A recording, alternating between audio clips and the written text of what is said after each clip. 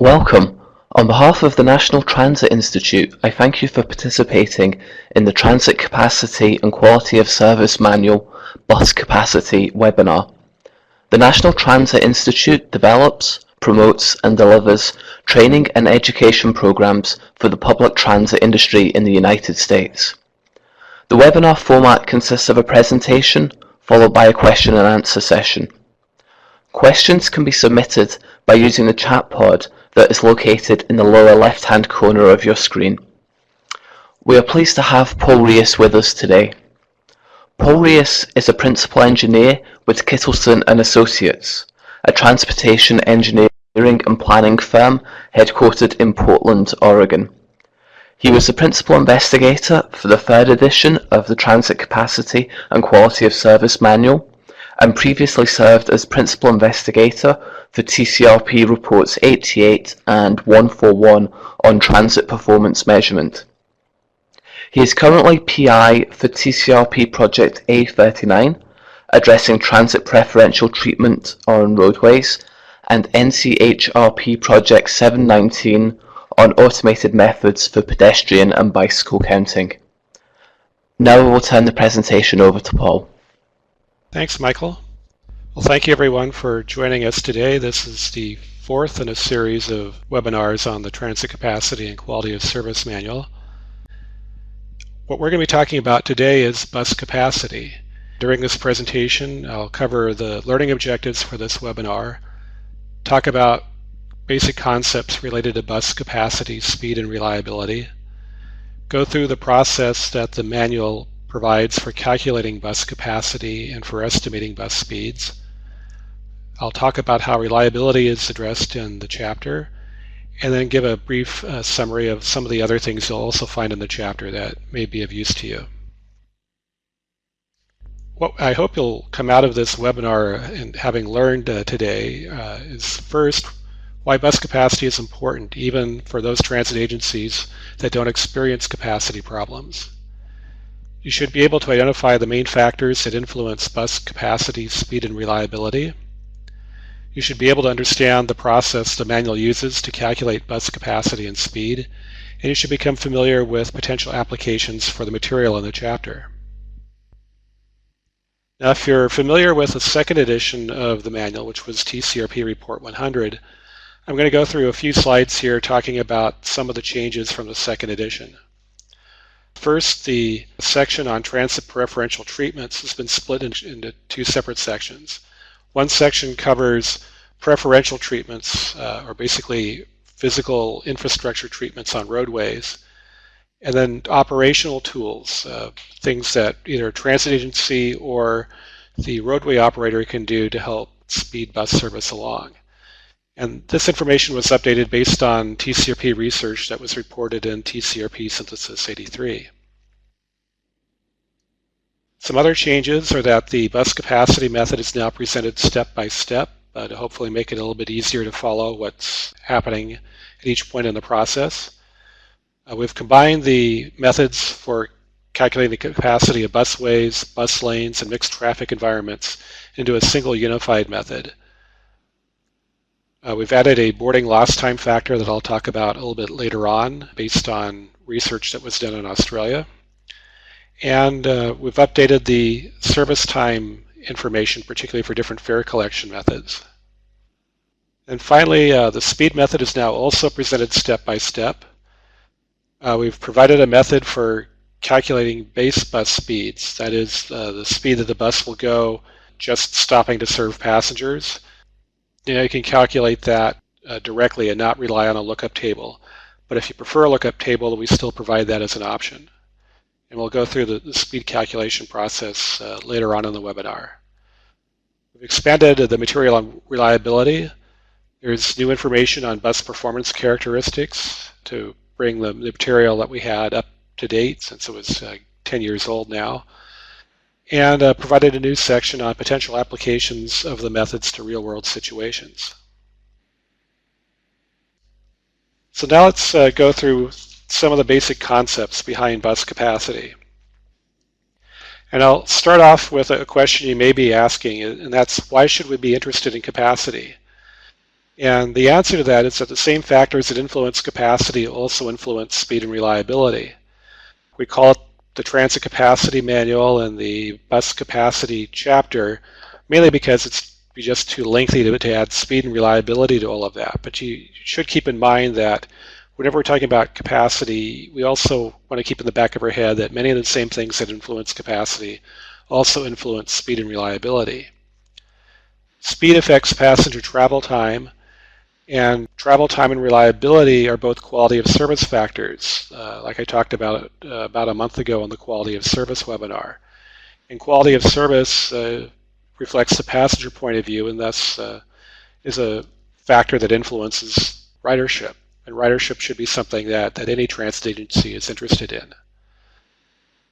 Another thing that most agencies, or I would hope all agencies, are interested in is the cost to provide service. And speed and reliability affects the time required for a bus to make a round trip on a route. Speed affects the required travel time to make the round trip. Reliability affects how much time you need to put into the schedule at the end of each trip to allow a late bus to get back onto schedule. And the combination of that two, what's called the cycle time, determines how many buses are needed to operate the route at a given headway, and that directly affects the operating costs. As speed goes down, then either you need to put more buses on the route to provide the same level of service or the same headway, which will increase your costs, or you'll need to shorten the route or reduce the headways or do something else to respond to the lower speed, which will affect travel time or will affect passenger convenience, which will eventually end up affecting ridership. So even if you don't have a capacity issue, you don't operate many dozens of buses on a single street during an hour, you should still be interested in capacity. So now I'm going to go through quickly some sources of delay that buses experience every time they stop to serve passengers. I'll go through these fairly quickly. We'll go through these in more detail again in a separate series of slides that will be coming up. First, the bus has to decelerate to slow down to serve the stop. And so there's some time there that it takes extra time to travel than if the bus had not needed to stop at all. Now, obviously, a bus will need to stop to serve passengers, otherwise there's no point in operating the service. But if you stop too frequently to serve passengers, the delays start to add up, and it can be an impact on how long it takes to make the trip. Now, if a bus stop is operating close to its capacity, it may very well be that there are other buses already occupying the stop. And our bus may have to wait a little bit to get into the stop. It'll have to wait for the other buses to clear out of the way before it can pull into the stop and serve passengers. So there's some delay associated with that called bus stop failure. Next, our bus is now pulled up to the stop and it's ready to serve passengers, but because it's a longer bus stop that can serve several buses at a time, the passengers don't know exactly where to wait. They don't know exactly where along the curb face their bus is going to stop when it comes. So there may be a little bit of delay at bigger or longer stops like this for the first passenger to actually make his or her way to the door after the bus shows up. And so that unused time is called boarding lost time. Next, passengers have shown up at the bus and now they can start getting on and off the bus. And so there's a service time associated with that. And it has some components related to fare payment, potentially climbing up steps to get into the bus. There's also a fixed time to open and close the doors. Next, the bus is finished serving the passengers that were waiting to get on, but now the traffic light is turned red. So now it has to sit there and wait until the traffic light turns green again. If there's not a traffic signal, but there is some sort of other traffic control there, for example, a stop sign, there's also some delay associated with that, but we'll focus on traffic signals. This particular example assumes a near side stop, but if you have a far side stop, you can still have traffic signal delay. It would just occur at a different point in the process before the bus reached the stop. Okay, next, the lights turn green again, but there's a whole line of cars now that's backed up waiting for the light to turn green. and the bus is pulled over to the curb to serve passengers. Now it has to wait for those other cars to clear out of the way before it can get back into traffic. We call that reentry delay. And then finally, there's a gap in traffic. The bus can pull back out again, and then there's some time for the bus to accelerate back up to its cruising speed along the street. So now let's go through these in a little bit more detail. Deceleration and acceleration delay, if you take those together, amounts to about 10 seconds per stop at urban street or central city speeds. If you're slowing down, say, from 25 miles an hour, it takes about 10 seconds longer to travel that section of street than if the bus had bypassed the stop. If you're slowing down from higher speeds, for example, on a suburban street, or if you're on a busway, the delay is going to be more significant because it takes longer for the bus to accelerate back up to speed, particularly. And the exact amount is going to depend on the particular bus that's being operated, because different sizes of buses and different propulsion systems have different acceleration characteristics. And there's a table in this chapter that provides some examples of what those characteristics are. Next is bus stop failure. The picture here is from a busway in Brisbane, Australia, prior to this particular station being renovated. That shows kind of an extreme example of bus stop failure, where many of these buses are actually not even planning to stop at the station. They are supposed to just travel through the station, but they can't get through the station because other buses have stopped and blocked their way. So this is a situation where a bus arrives at a bus stop to find all loading areas full, and the bus has to wait until space opens up. And this obviously will slow down the bus, and it can create reliability issues as well. The amount of delay can be fairly minor, and it can be quite a bit. It can range up to the time it takes for the other buses to serve passengers, and potentially for the traffic signal to change so that the buses can clear out, again, if it's a near-side stop. Now, bus stop failure is something that you could measure in the field, but more typically we use it as a design input to determine a design capacity. We go in when we're figuring out how many buses a particular bus stop can serve and determine how often during an hour are we willing to tolerate bus stop failure occurring. The more often it occurs, the more buses can go through the stop or can serve the stop during an hour, because there's always another bus waiting to pull in as soon as the bus pulls out. But from a speed and reliability perspective, the more often bus stop failure happens, then the lower the speed and the lower the reliability. Now, boarding lost time is something new in this edition of the manual. It really is a factor only for longer bus stops, for example, ones you might find along a busway that have 3 or more loading areas or stopping positions at each stop, where passengers don't know exactly where their bus will stop. And so, as I said, passengers will wait in a position that will minimize the distance they have to walk to a bus when it arrives, which means it may take a little time for the first passenger to reach the bus and begin boarding after it arrives. The research that was done in Australia that developed this factor found that it's not a huge amount. It might be 3, 4, or 5 seconds at these stops, but again, it's time that adds up if you have many stops along a route. The next factor is dwell time, and this is the most important capacity factor.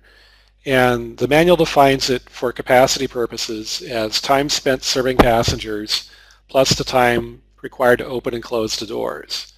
Once the passengers that were already at the stop have been served, then we cut off dwell time at that point. The bus may still stand there with its doors open if it has to wait for the traffic signal to turn green again, but we consider that signal delay time at that point and not dwell time. Now, the amount of time required to serve passengers is obviously going to be affected by the number of passengers waiting to be served, but it's also affected by how many doors that the bus has and how many door channels can be used. If all the passengers have to board through the front door and pay a fare versus you have off-board fare payment and passengers can board through any available door, that second situation obviously gets more people onto the bus more quickly than if only one door and one door channel can be used. So we'll see a little bit later on the different ways that you can pay a fare will affect dwell time. The height of the bus floor relative to the height of the platform will affect dwell time. Level boarding or nearly level boarding will be faster than if you have to go upstairs to get on board.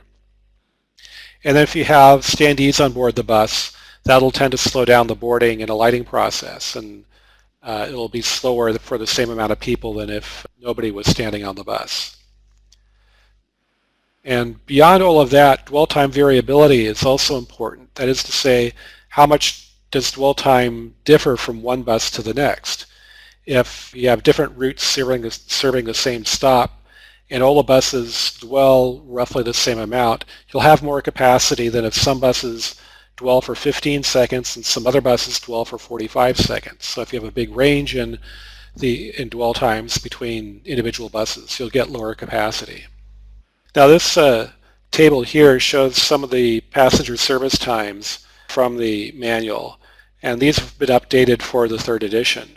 So we've included some new technologies like smart card fare payment, as well as mobile phone. I noticed TriMet's on the webinar today, and they just recently started up a mobile phone payment option. That's something that's been done in Europe for a while. So there's a whole bunch of new technologies that have come on the scene the last 10 years that we wanted to include in the manual, as well as fare payment methods that were already in use. So in this table we provide 2 sets of values. One is the observed range of values from the studies that have been done on these different fare payment methods.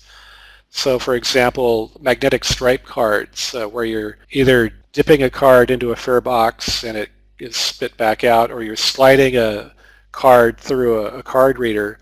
Those have a fairly wide range of service times depending on the technology and also user error. If the passenger doesn't insert the card the right way, it may take more than one attempt to get the card read correctly.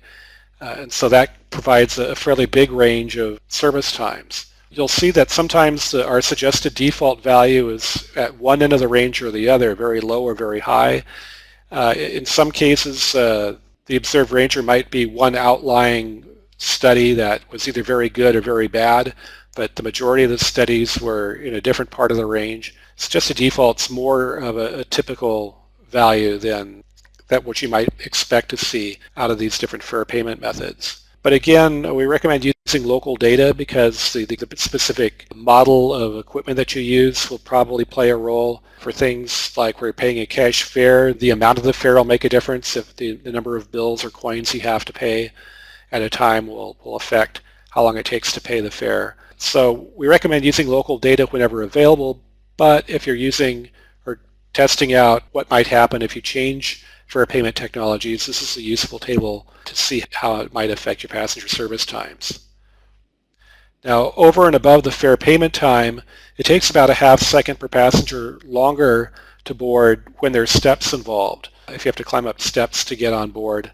And it takes about a half second longer per passenger on average to get on and off the bus when there are standees on board the bus.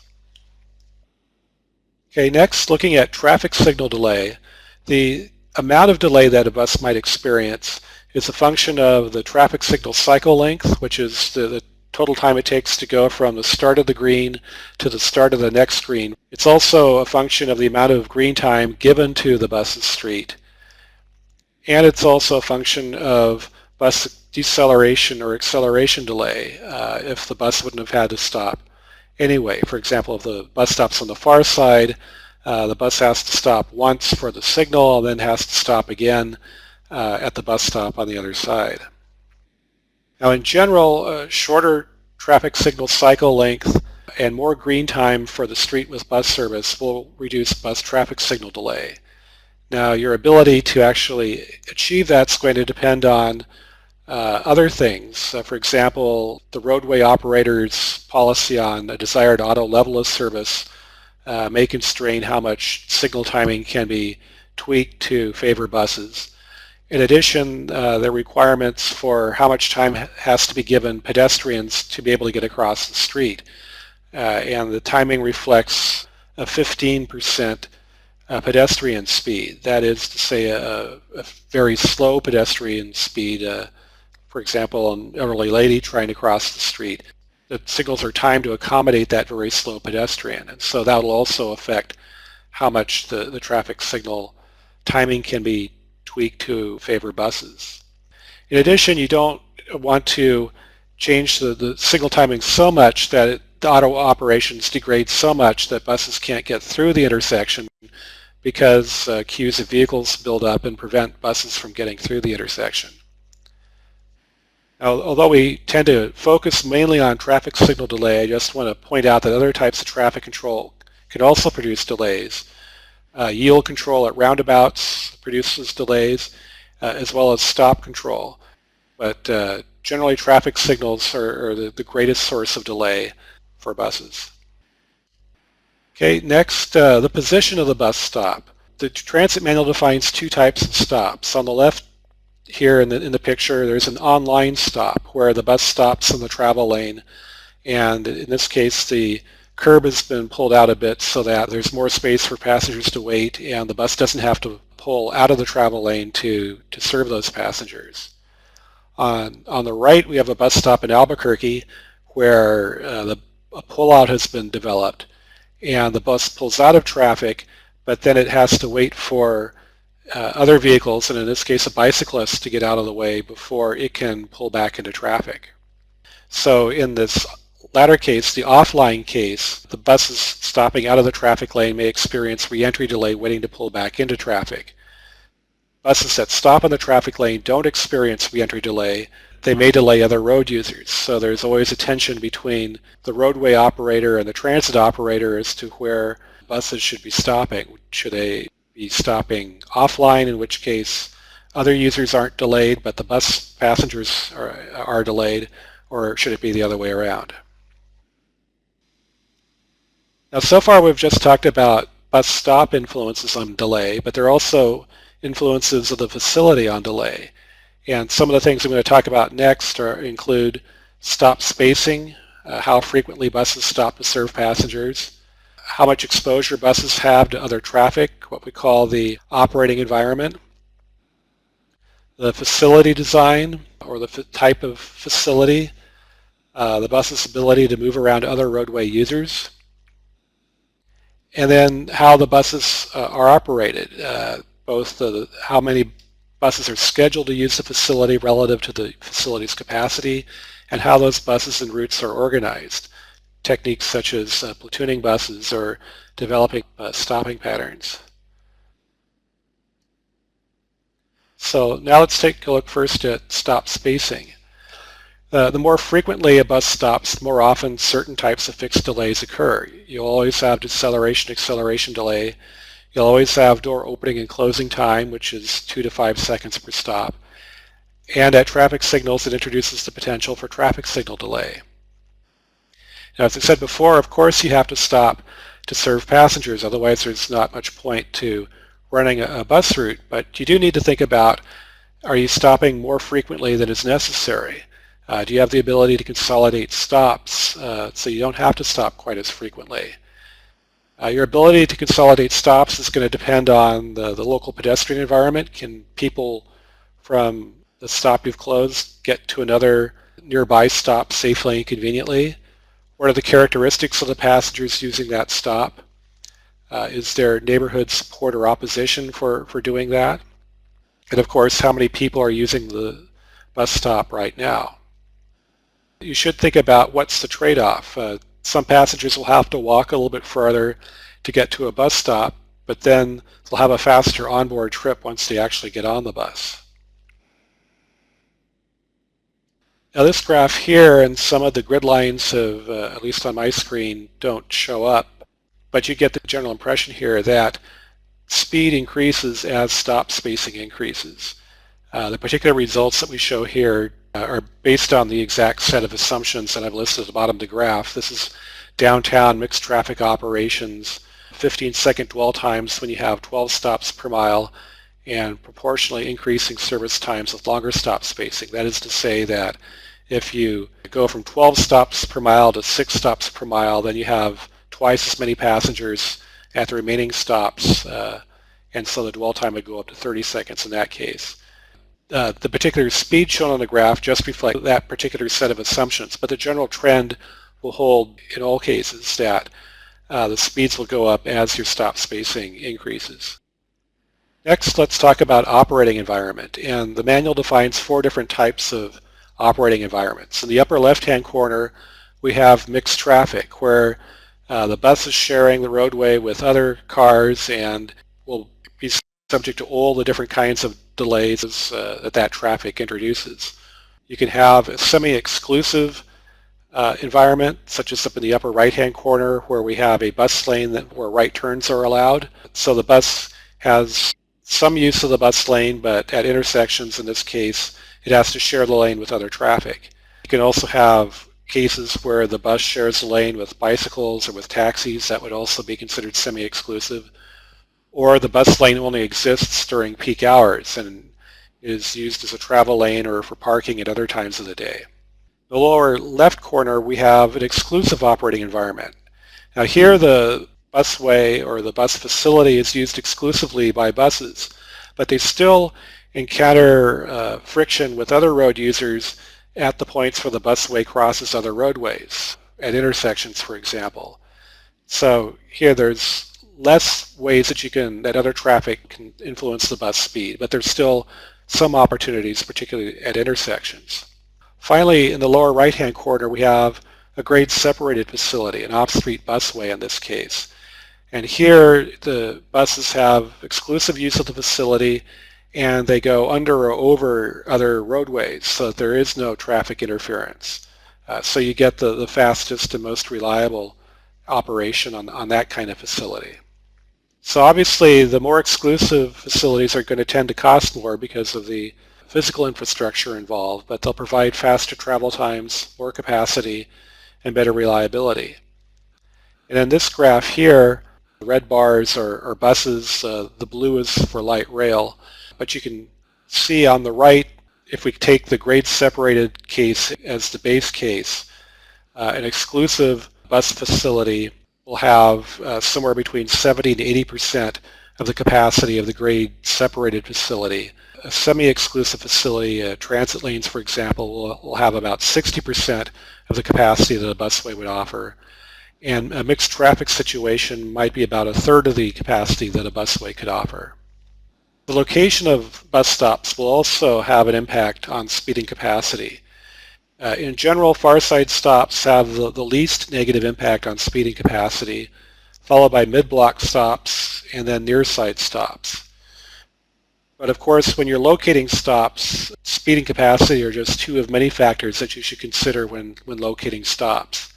Other factors include what are their turning volumes at the intersection, particularly right turning volumes, locations of driveways or other obstructions, transfer opportunities to other routes, locations of passenger generators, signal timing, and the potential for putting in transit preferential treatments. All of those also have to be considered when locating bus stops along with speeding capacity.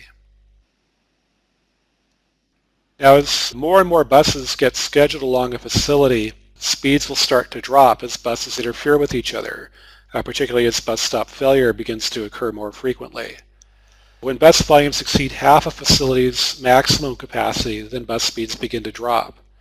Now, in earlier webinars, I've emphasized that in general, when we talk about capacity in the manual, that we're talking about a design capacity, that it's something less than the maximum or theoretical capacity that you could have. This is really the one and only case where we make an exception to that rule, and we use maximum capacity.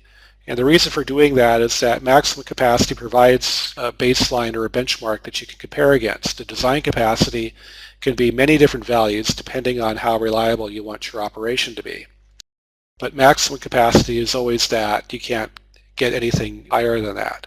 So when we look at bus volumes, scheduled bus volumes, and how they impact bus speeds, we compare those to a facility's maximum capacity. Okay, so now we've gone through the basic concepts behind bus capacity. Now I'm going to go through how we use those concepts and apply them to actually calculate capacity in the manual. There are 3 basic locations where we calculate capacity. We start at the loading area, or bus berth, which we define as a space where a single bus can stop to load and unload passengers. We can also determine capacity for a bus stop. which we define as being a curbside location with one or more loading areas. And we can also calculate capacity for bus facilities, which consist of one or more consecutive bus stops, usually many more bus stops. And the sequence that we use to calculate capacity goes from first the loading area, then to the bus stop, and then finally to the bus facility capacity. And at this point, we've calculated a vehicle capacity, or the number of buses per hour that can be served by a loading area, a bus stop, or a bus facility. Once you have that, it's very easy to convert that to a person capacity by multiplying the vehicle capacity by the passenger capacity of the buses being operated, and by a peak hour factor that discounts the capacity a bit to recognize that not all of the capacity being offered can actually be used, because, for example, passengers they don't arrive at a constant rate, so there'll be more passengers to be served at some points during an hour than at other points during the hour, and not all the offered capacity can be used. So now let's look at what are the factors that influence loading area vehicle capacity. Now, loading area capacity consists of two factors. It's seconds in an hour available for bus movement divided by the number of seconds that a design bus occupies the loading area. Now, the seconds in an hour available for bus movement is basically the number of seconds in an hour, which is 3,600, multiplied by the percent of time that traffic control allows a bus to enter or leave a stop. So if the traffic light for the bus's street is green for 50% of the hour, then you have 1,800 seconds in an hour that are available for the bus to move through the intersection or away from the loading area. Now down at the bottom, the seconds that a design bus occupies the loading area, the factors that go into that are the portion of the dwell time that occurs during green. We don't account for the part that occurs during red because we've already accounted for traffic control delay up above and the seconds in an hour available for bus movement. Now we're down below, we're just interested in how much time is the bus occupying the loading area during green when it otherwise could have left the stop. Other factors that go into it include the time waiting for a gap in traffic before the bus can leave the loading area, a factor that we call clearance time, which is time for one bus to travel its own length leaving the loading area and for the next bus to pull in. That's basically dead time that can't be used for passenger movement because one bus is moving out and then the next bus is moving in. And then finally, we include an allowance for particularly long dwells so that we have a level of reliability that we are trying to design for. So all those four factors go into the number of seconds per hour that a design bus occupies a loading area. So dividing seconds in an hour available for movement by the number of seconds that a design bus occupies the loading area, that gives us our bus capacity for the loading area in buses per hour. So now we have our loading area capacity. We can use that now to calculate bus stop capacity. And there are really three factors that go into it here. First is the loading area capacity we just calculated. Then we multiply that by the number of effective loading areas at the stop.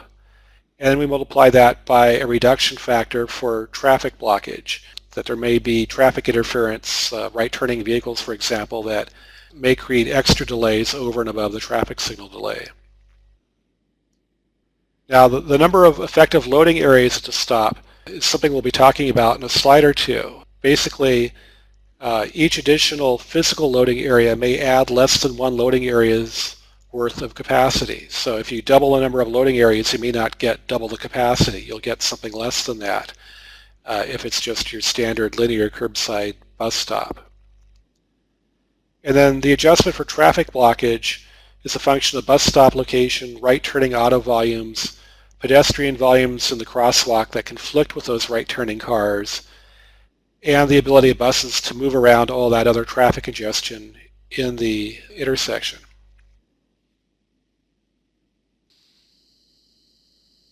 So let's take a look at how a typical linear curbside stop is going to work. In this case, we have a bus stop that has three loading areas. We've numbered them 1, 2, and 3 from the front loading area to the back loading area. Up at the top there are what's labeled scenario 1 in the picture. There are no buses to stop. The first bus to arrive will pull up and stop in the first loading area. If another bus comes along soon afterwards, before the first bus is done loading, it will pull into the loading area behind it. And if another bus shows up before the first two have finished, then it will pull in behind the second bus. Now, say that the first bus is now done loading, it can pull away because there's no bus in front blocking it, and it can pull out. That last bus left enough room between itself and the bus in front, it may be able to pull back out as well. But if another bus comes along now while that bus in the middle loading area still stops serving passengers, it'll have to stop behind the second bus. It can't pull around the bus in front and pull into that first loading area because it won't be able to pull up parallel to the curb. So that capacity being offered by that first bus stop can't be used right now because there's another bus in the way that's blocking other buses from being able to use it at this point in time. So that loading area cannot be fully utilized. And so in this case, as you add more and more physical loading areas, you get a smaller and smaller capacity benefit. Now you have different kinds of loading area designs. You have linear loading areas, which is your standard curbside bus stop, like I've shown in the upper left picture on this graphic. And then you have other kinds of designs that you see more often in off-street stops, although you can also see them in on-street stops. The first is a sawtooth arrangement where buses can pull in and out of a bus berth or loading area independently of each other. In this case, because buses can use any available loading area if they aren't assigned to specific routes, then each physical loading area provides one effective loading area capacity. Doubling or tripling the number of loading areas will double or triple the capacity of the bus stop. Similarly, you can have drive-through bus stops. Again, the buses can pull up to an island, but they can, again, move out of the bus stop independently of each other. And again, there is no reduction in capacity because of that.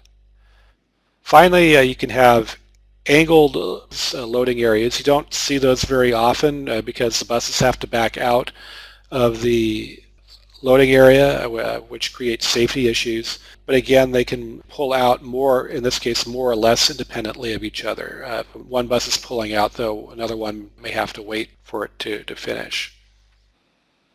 So there's a graph or a chart in the transit manual that provides how many effective loading areas you have in different situations. And you can see there are different values for online loading areas versus offline loading areas. That's because online loading areas operate on a first in, first out basis, with the fourth and fifth loading areas providing very little extra capacity. So if you see, for example, in the online loading areas for random arrivals, this particular set of values, the fourth loading area is only 20% efficient, and the fifth loading area is only 10% efficient. So that fifth loading area only adds 10% of the capacity that the first loading area would have. For the curb space being used, it doesn't provide much value in terms of added capacity.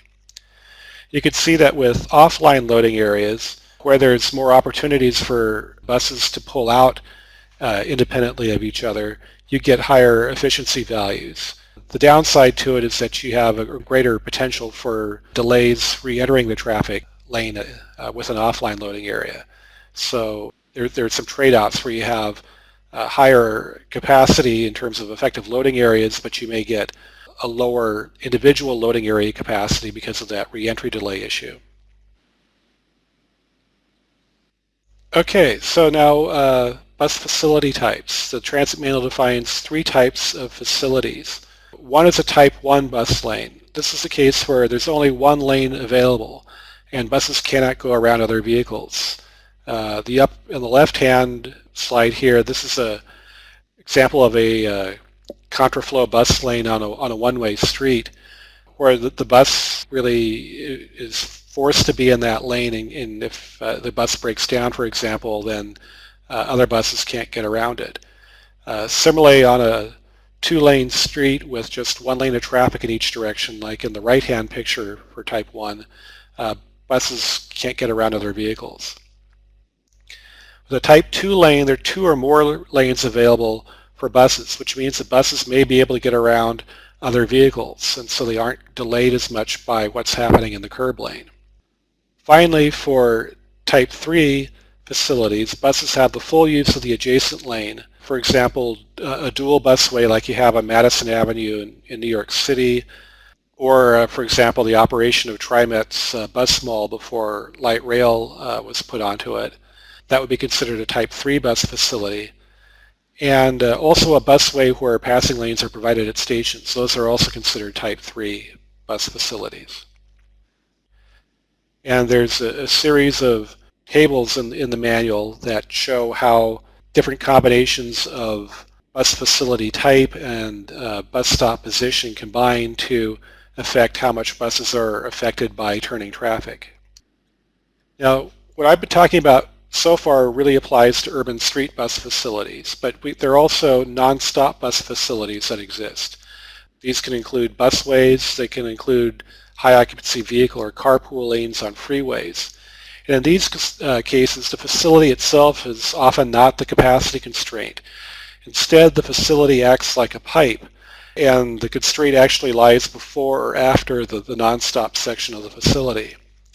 So for example, Bogota-Colombia's BRT system achieves 280 buses per hour on its busiest portions. The New Jersey approach to the Lincoln Tunnel gets 735 buses per hour. And so it's just one bus after another in that case. Because buses aren't stopping, facility is just transporting those buses to someplace else, in this case, the Port Authority bus terminal. So in these cases, the potential constraints include, for example, a busway station that doesn't provide a passing lane for other buses, a carpool lane where too much of the capacity is used by non-transit vehicles. The constraint could be a signalized intersection before or after the facility that meters how many buses can enter or leave the facility. Or finally, the capacity of the bus terminal or terminals that the buses end up at once they exit the facility. All of those are more likely to be the constraint than the facility itself. For urban street bus facilities, the critical bus stop capacity is what's going to set the bus facility capacity. Now, to determine the critical bus stop, if you have a facility where all buses stop at all stops, then it's just going to be the stop with the lowest capacity. If you have a street that's served by a mix of local and limited stop services, then your critical bus stop capacity will be the stop that's shared by all of the routes. And in general, but not always, the stop that has the lowest capacity is going to be the stop that has the longest average dwell time, or the stop that has the most ridership. But in some cases, it will be a stop at an intersection where there's not much green time allocated for the street with buses on it, or it could be an intersection that has, for example, very high right turning volumes that create delays for buses. But more often than not, it will be the stop with the longest average dwell time. So that's the basic process for calculating bus capacity. The manual goes through step by step the process and the different equations and tables and graphs that are used in the process. There's also a spreadsheet that's included with the manual on the CD or DVD that comes with the manual, and it can also be downloaded from TCRP's website. I'll give the address at the end of the webinar. That will do the calculations for you. So what I've focused on is more what's going on behind the scenes of the calculation process and not focused so much on the calculation details. But if you want to see those are provided in the bus capacity chapter for those that want to see what really is happening with all the calculation details. Next, I'm going to talk about the process for estimating bus speeds. Now, the sequence of steps, it starts off by splitting your bus facility into sections that have similar right-of-way types. For capacity purposes, it's not necessary to have the same type of right-of-way for the entire facility. It can shift from one part of the facility to the next. But for calculating speed, you need to split the facility up into sections that have similar right-of-way types. So mixed traffic should be evaluated separately from a section that has a bus lane, for example. Next, you need to go through for each section and determine what the critical bus stop capacity is for that section based on maximum capacity instead of a design capacity. And again, this is the only time that we use maximum capacity in a procedure in the Transit Capacity and Quality of Service Manual. Next, you determine the bus running time rate, which is measured in minutes per mile. And there are two steps to that. First, you determine the unimpeded running time rate, which is the time for a bus to travel the facility only stopping to serve passengers. So the only things that affect the unimpeded running time rate are how often the bus stops and how long the bus stops each time it stops. The second part of determining the bus running time rate is then making adjustments to account for other kinds of delays, traffic signal and traffic delays, bus congestion due to many buses being scheduled along the facility, and particular types of bus stopping patterns. The two combined together, the unimpeded running time rate and the additional delays, combine to determine the total bus running time rate. And then if you take the running time rate in minutes per mile and flip it over and convert to miles per hour, you now have a speed. So first, let's look at the unimpeded running time rate. This accounts for the travel time at the posted speed plus dwell time and deceleration and acceleration delay. The method also accounts for the fact that if you have very closely spaced stops, the bus may not be able to get up to the speed limit before it has to start decelerating again to serve the next stop. The third edition now provides an equation for calculating this rate, and we recommend that you use this. But if you prefer, we still provide the old lookup table format, but now have three lookup tables: central city, suburban, and busway situations. Those three situations we provided lookup tables for. The old lookup table had a lot of built-in assumptions about what the eventual running speed was going to be that might not be appropriate for all situations, so we changed it for this edition of the manual. Once you've determined the unimpeded running time rate, you now take a look at what additional running time losses are. This is something, again, you pull from a lookup table. These values were derived from field observations from a TCRP project and documented in TCRP Report 26. Most of the time there's just one value provided, but in some cases there's a range of values given. In these cases, you need to consider a couple of factors. If it's the row that deals with the situation where signals occur more frequently than bus stops, you need to consider quality of traffic progression along the street. Are the signals timed so that you'll get a sequence of greens as you travel down the street? If that's the case, you'd want to pick a lower delay value. If the signals are timed so that more often than not you'll have to stop at signals between bus stops, then you want to pick a value toward the higher end of the range. Similarly, for the bus lanes blocked by traffic values, you need to consider how well the bus lanes are enforced for double parking and loading activities. If the enforcement is good, pick a lower value. If the enforcement doesn't exist or is not so good, pick a higher value. Once you have the base running time value, for example, bus stops 6 times per mile and has an average dwell time of 30 seconds per stop, you have 6.39 from that table. And then it's operating in a bus lane with no right turns. You'd add another 1.2 minutes per mile to the value you got from the first table. That gives you your total running time in minutes per mile. And then again, you convert that into a speed and make any necessary adjustments to account for bus congestion where you have a high volume of buses scheduled along the facility. And again, those details are all provided in the manual. The spreadsheet that's provided for the bus capacity chapter also will do the calculation for you. Okay, moving on now to bus reliability. Now there hasn't been the level of research done on bus reliability that's been done for bus capacity and bus speed. And comprehensive research is still needed to quantify the effects of both external factors and scheduling and control strategies on bus reliability. So we aren't able to provide any equations in the manual that will tell you how reliable your bus service will be given a set of situations. Instead, in the absence of such research, the manual presents presents the current knowledge about bus reliability. There are a number of different factors influencing reliability. I won't go through this whole slide, but in general, there's both external factors that aren't under the control of the transit operator or anybody else. That includes, for example, roadway congestion and the number of cars that are wanting to use the same roadways as buses. There are factors that may be under the control of some other agency other than the transit agency, for example, traffic signal timing. There may be things that are more under the control of the transit agency, for example, vehicle and maintenance quality, staff availability, and schedule achievability.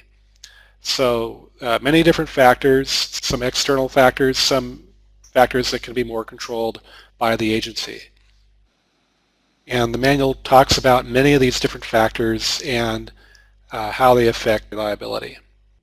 Next, talking about ways to improve speed and reliability, there's a section in the manual on transit preferential treatments. And again, as I talked before, this is actually now two sections, one on physical infrastructure treatments like bus lanes, busways, HOV lanes, signal priority, queue jumps, and bulb outs at bus stops. There's also a section that discusses operational tools, consolidating or relocating bus stops, bus stopping patterns, yield to bus laws, and then traffic control strategies. For example, exempting buses from turning restrictions or restricting turns along a street where other vehicles stop to make a turn may delay other vehicles, including buses along the street. So what are some of the applications for the bus capacity chapter?